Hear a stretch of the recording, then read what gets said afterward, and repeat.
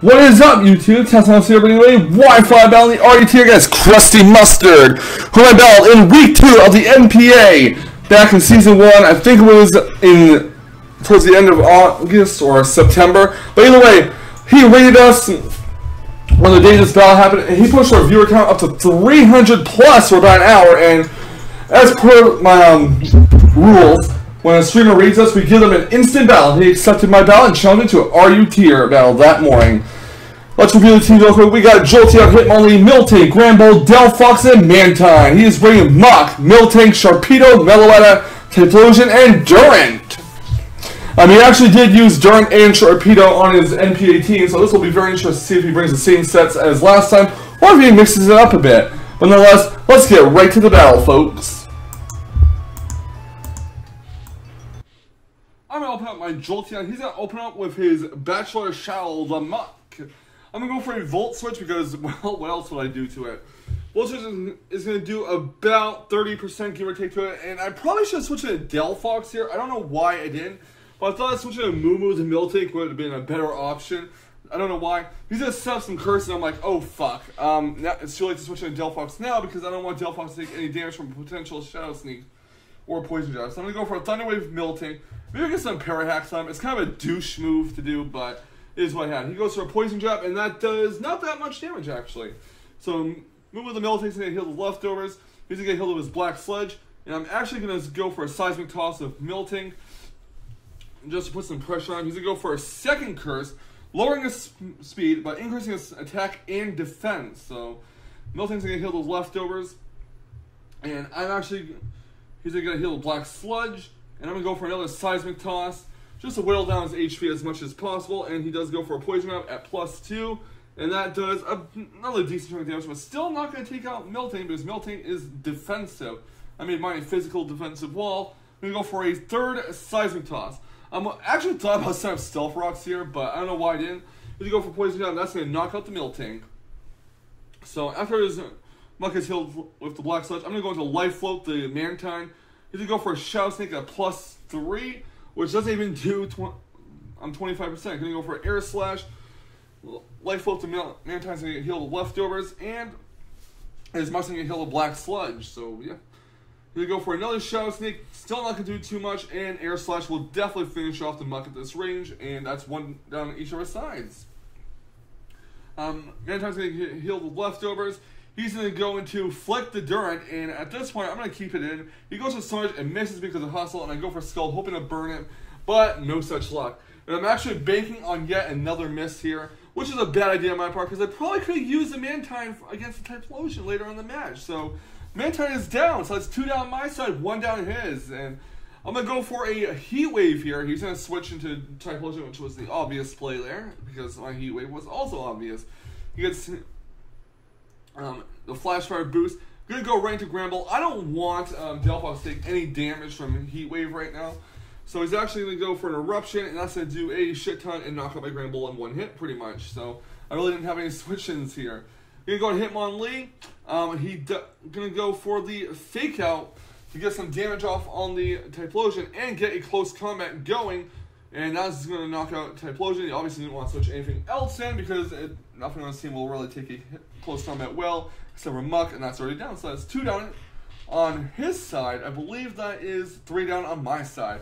He goes for the Protect. He gets a speed boost, but he's probably figuring I'm going to be faster anyways because I'm burning. He's going to switch out his Sharpedo. He's going to go into Flick the Durant as I go for a close combat, and that's going to knock out Durant as well, which puts my Hitmonlee at -2 in defense and special defense.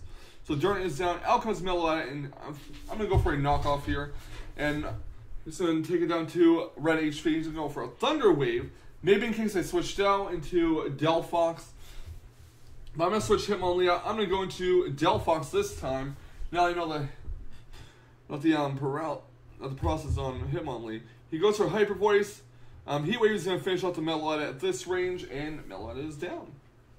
Next out comes not all the Sharpedo.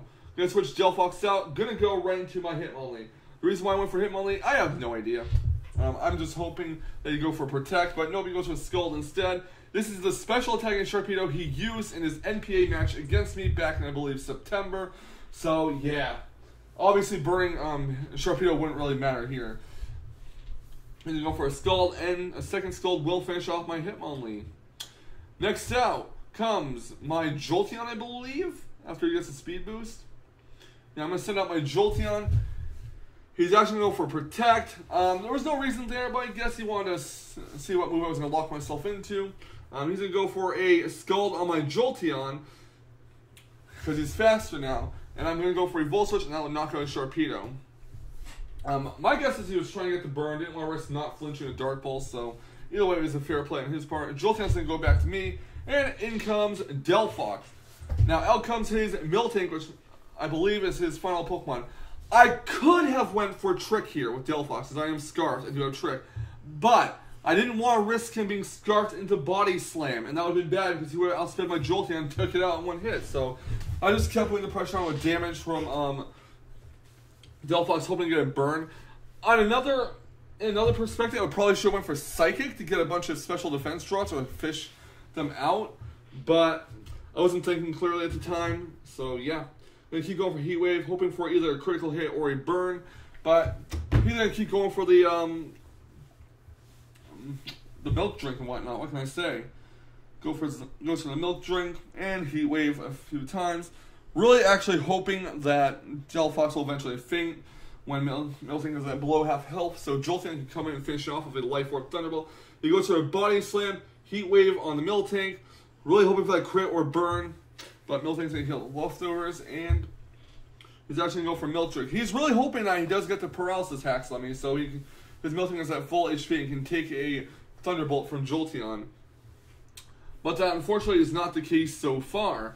I'm going to switch my Delphox out and go into Jolteon in case he goes for a Milk Drink, which he does, which is excellent for me because that means that Jolteon didn't get bodied by a Thunderbolt.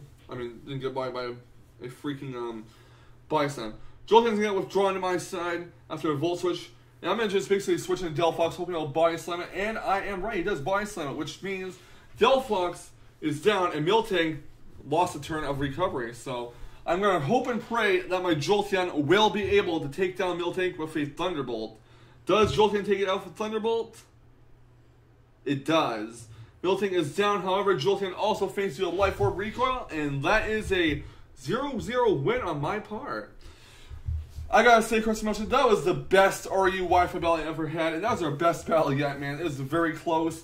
It really came down to a wire, and it resulted in both Pokemon fainting, so I was very satisfied with that battle. And not gonna lie, I was very happy it won, but you did play that match well, and I could have played it a little bit better, but either way, it was still a fantastic battle, very close, and I hope you guys enjoyed it too. Leave a like, comment, subscribe if you guys want to see some more fantastic Wi-Fi battling action, and I will see you guys on the flip side. Have a fantastic day, everyone. Whoop, whoop. Good game.